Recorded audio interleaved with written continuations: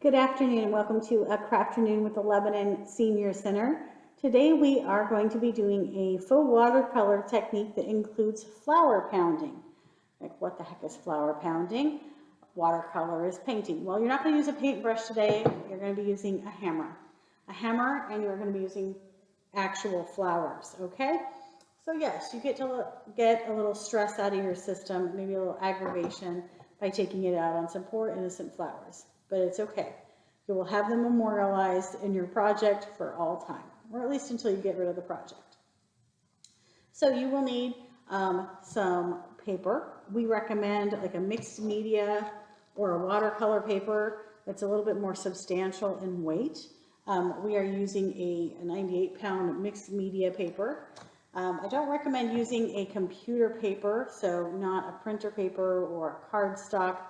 To be a little slick, a little more, I don't know, there's something about the texture that doesn't absorb some of the dyes from the flowers, as well as a more natural paper. So definitely mixed media or watercolor will work better. You will need a hammer, a mallet, or a heavy object with a flat side for pounding the flowers. I also recommend maybe having a book on hand that you don't necessarily care about, that you're going to use to, weight things down or pound on if your project calls for it. You may also want to have some fine tip markers to do some accents later. And of course, your victims, some beautiful flowers that you've picked. So let's take a moment and talk about the flowers. Flowers that work really well tend to be more fragile, tend not to have big centers, okay? So there's this little orange flower, and there's this daisy. Daisies have this big, thick stem, this huge head on them. It's really thick, and it tends to, when you start pounding it, even though the yellow is pretty, it tends to get mixed with the green and the seed color. It kind of looks like mud. Not, if that's what you're going for, that's great. But if you're looking for vibrant colors, smaller heads, petals that are vibrant in color, and either a top that you can take off. It's like in this flower, it's got this big green piece right here. We can use scissors and kind of cut it apart. And then you can actually place the individual petals around, and they look really kind of cute. Our most favorite flower today has been probably this little tiny fragile, you can hardly see it on camera, this little tiny ground cover. It's got a little purple head onto it, and the stems are really fine. It has hammered out very well. So small, fragile, or it can be big and fragile, just as long as it's, not super woody or have a thick head on it, so you don't get your color mixed up and you get more true color to the color of the petals. So what you would do is set your paper out in front of you, and then you would come back and lay out your flowers in whichever pattern you want. If you don't want a lot of the stems and greenery, you can always pluck things off. And you would just arrange as you go. Again, you can just use some of the petals if you want. You don't have to use a whole flower. Always an option. Sometimes it's a great way to get what might be interpreted as a side angle of a flower. And you'll just keep laying them down to get your pattern as you enjoy. And then you'll take another piece of paper and lay it down on top. This is where you start making a bunch of noise, which I'm going to not do on camera so that you don't have to get the headache. So I'm going to pretend I'm starting to hammer down. You hear thud, thud, thud on these flowers. And you're going to want to just go over the area where the flowers are. If you're concerned they might shift around, you can always take a book and place it on top of them and then start hammering around on the book. Might have to use a little more force because the book will absorb some of that pounding pressure. Another thing you need to watch out for is when you're hammering, try to make sure you hit on the flat part, not on the edge. The edge will start cutting through your paper, and you don't want to do that.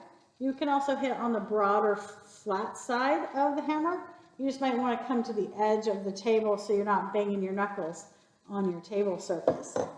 All right, so with those tips and tricks in mind, you're going to hammer away, hammer, hammer, hammer, hammer, hammer, hammer, hammer, and you will get, I'm going to do a TV swap out. Maybe if I can hold it.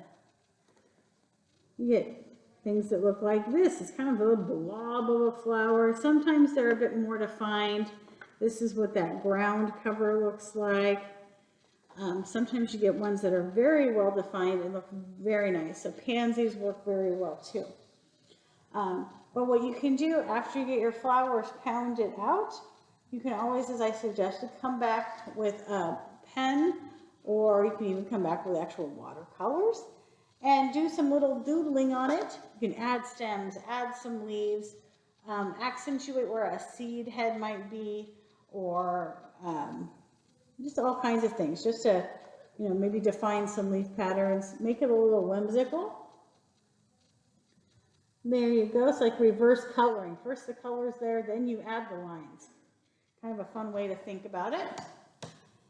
So it's one example. So you can do, when you're laying out your flowers, you can make something that might look like a bouquet, or you might even try to capture one flower. So we did one of those yellow flowers I showed earlier, and we just did the petals and arrangement that kind of made it look like maybe a side view or the back side of the flower.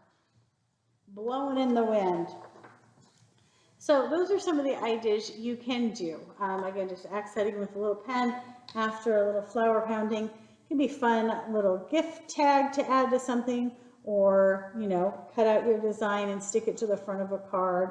I don't know, all kinds of different things you could do with this.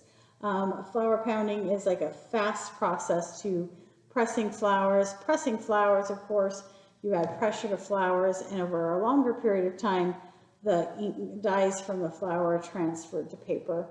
And again, that is a great way to do it. This is the instant version, not as neat, not as pretty, as far as picking up the fine details of the flower, but it is a fast way to transfer the dyes from the flower to paper and then play with them. Of course, you get to compost the leftover victims after the end of your crafting project. So hopefully you guys have fun with this, play with this, try it out.